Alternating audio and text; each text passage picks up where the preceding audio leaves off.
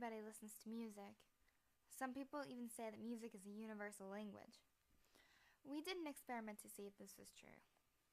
For our experiment, we took a sample of about 20 people varying in age, gender, and musicianship, and had them listen to 30-second clips of 3 different songs, and they told us how they felt about it.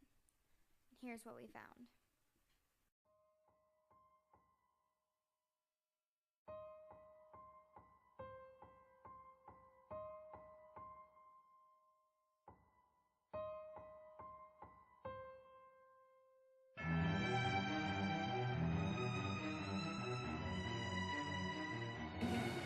What feelings do you think the song is trying to convey, like emotions? Something negative's happening. Someone's on the attack, or being attacked, or getting close to being attacked, or something like that. Yeah, it sounds like some music for a horror. I felt like I was watching like the beginning of a horror movie. Mystery, maybe?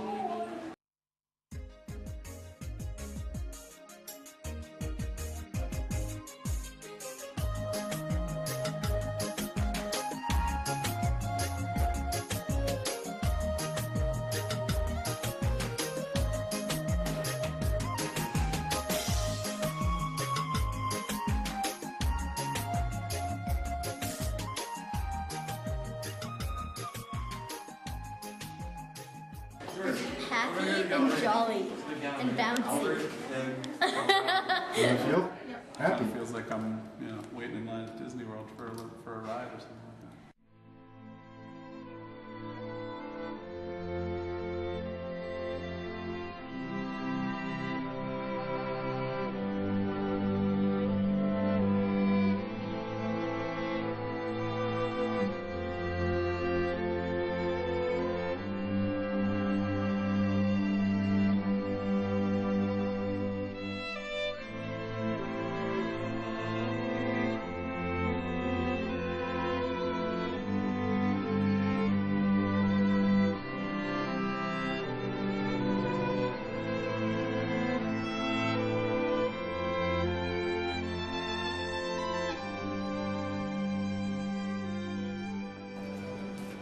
This one?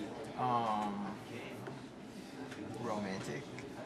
It's kind of depressing, but there's like still a little bit of like hope aspect to it. Like happy and sad at the same time. They all pretty much said the same thing. But why? We're going to take a closer look, but before, let's review. How does sound reach the brain? When sound waves reach you, they hit your eardrum, causing it to vibrate and set off a chain reaction that eventually reaches the cochlea. The cochlea is filled with fluid, and when vibrations are transmitted through this fluid, hairs, or in scientific terms cilia, convert vibrations to messages, which are sent to the brainstem by the auditory nerve. Because the brainstem controls autonomic functions such as breathing and heart rate, excitatory synapses for music can also increase heart rate in breathing. From the brainstem, messages are sent to the auditory cortex, but before then they must get past the thalamus, the burly bodyguard of the brain. The thalamus determines whether or not to allow information to pass. Without the thalamus, we wouldn't be able to focus on, say, the altos in a choir or the piano in a duet. Once information reaches the auditory cortex, it can be sent to multiple places, one being the frontal lobe. Pleasant or consonant chords, which pleases us, stimulates the left frontal lobe, whereas dissonant or unpleasant chords, which can create negative feelings, stimulates the right frontal lobe. The frontal lobe is also involved in musical inference. The auditory cortex can also send this information to the gyrus cinguli, which is stimulated by consonant chords, or to the gyrus hippocampus, which is stimulated by dissonant chords. The musical information can also be sent to the hippocampus and amygdala. Music can stimulate the amygdala to create deeper emotions such as fear. Music is also said to improve memory and therefore involved with the hippocampus. We often include the use of the motor cortex when listening to music. When we are dancing or tapping our foot to the music, the motor cortex is activated. This PET scan shows the brain's increased activity while listening to music. Long-term musicians who have experienced this phenomenon more often actually have bigger temporal lobes. Music can be used to help treat illnesses such as cancer, which can't be cured.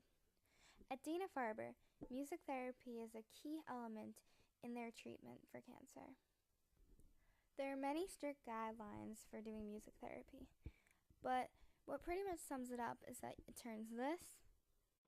Lean on me when you're not strong, and I'll be your friend.